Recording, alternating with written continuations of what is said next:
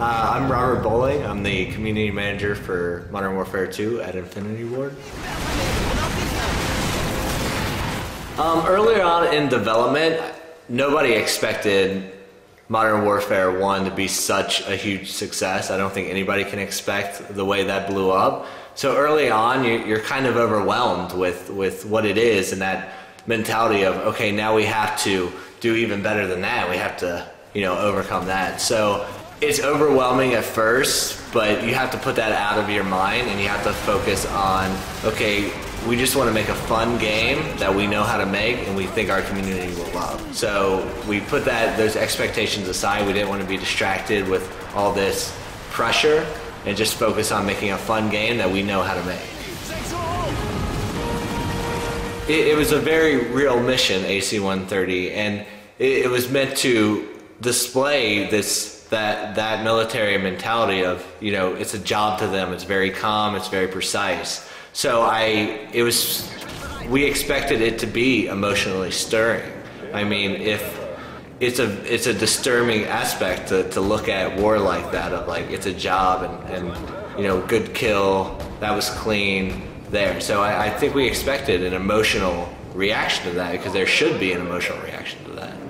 Nagel die Typen beim Gebäude fest. Whoa! First of all, that's a tragedy, and that's not the focus of games at all. I mean, we set out to make mature games for adults that are rated for adults, and our games are designed around just being a fun experience for adults to engage in. So, I mean, there's no relation to our games and a tragedy that's unfolded. We're making a game to just be fun and be about completing military objectives and working as a team. And so we focus our games and talk about making them fun for teamwork and fun for objectives, and not so much about that. I wouldn't say there's any one movie that we get inspiration from, or one source. We get inspiration for gameplay elements and mission inspirations from all over the place. I mean, we all read a lot of books, we watch a lot of movies, action movies and TV shows.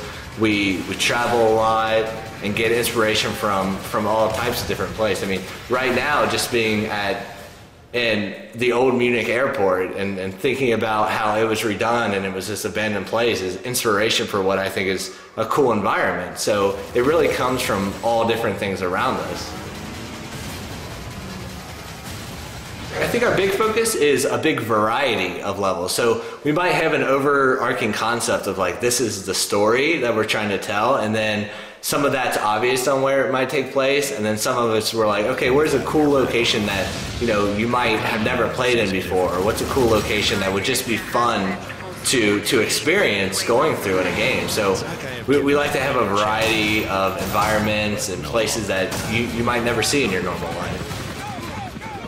We get inspired from all over the place. So a lot of times you'll watch a movie and you'll be like, oh, that's really cool how they did that. It might be filming techniques or some, a certain way they shot something that you're like, oh, that would be cool from this perspective. So I think we're inspired by all kinds of art.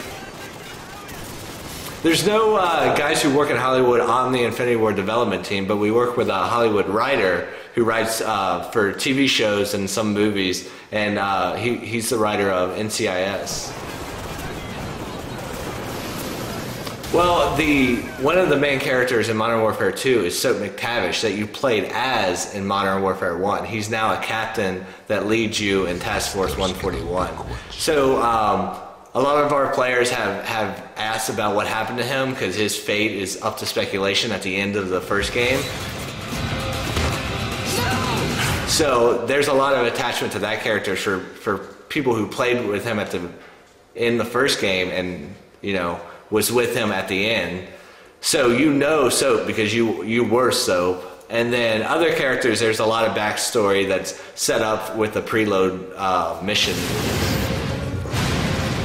How it came to this? Well, Modern Warfare 2 is a direct sequel for Modern Warfare 1. So that the story of the 2 picks up exactly where Modern Warfare 1 left off. So we introduced Task Force 141, which is a multinational task force made up of Navy SEALs, Delta Force, British SAS like SOAP, CIA, any number of operatives can be in Task Force 141. And there's a new enemy called Makarov, who has taken power because in Modern Warfare 1, when you kill Zakiev, he was his right-hand man. And so Makarov was kept in check by Zakiev. And once Zakiev is dead, he can now use that as a martyrdom situation to say, you took our leader, now we're coming for revenge. And he uses that to get support behind his platform. He's gone silent. Makarov's reach is spreading. This can only end one way. In Modern Warfare 2, we have an updated engine with the Modern Warfare 2 engine. So we have texture streaming now. And what this allows us to do is stream in high-res textures to give very detailed environments whenever you're fighting through a level. And it also gives us the added advantage of having much larger levels. So we have much larger levels, more detailed environments that you're fighting through. And then we also have new gameplay mechanics that add up the variety of gameplay. So there's stealth, and there's action, and there's some user-controlled vehicle sections, and new mechanics like breaching that you might have seen in Special Ops, where you breach through a wall, and once you blow your way in, you enter the room, and you go into slow motion so you can, assess the situation.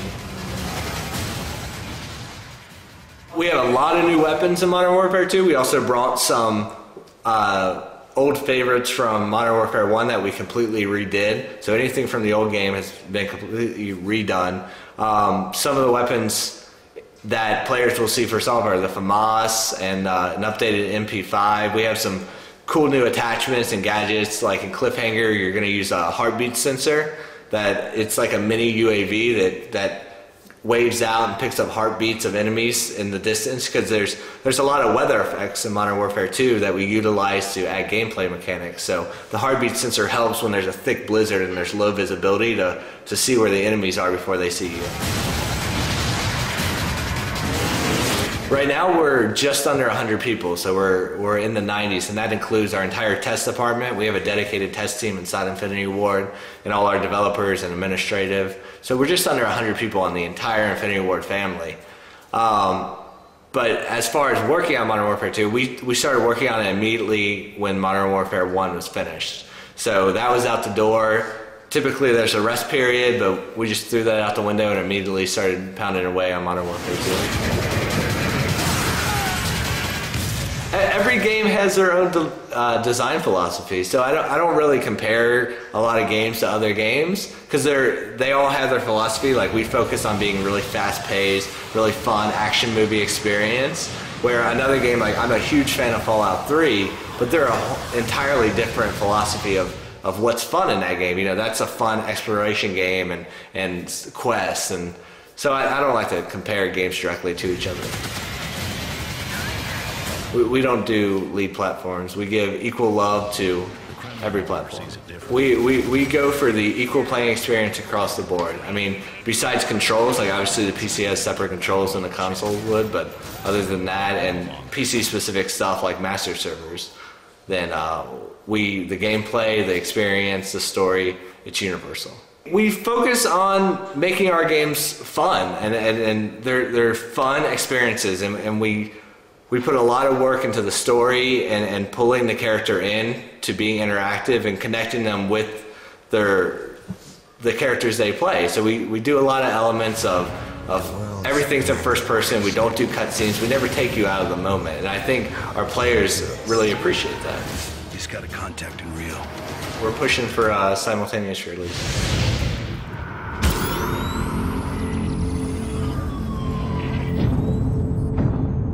Players can go out and get it on November 10th, 2009.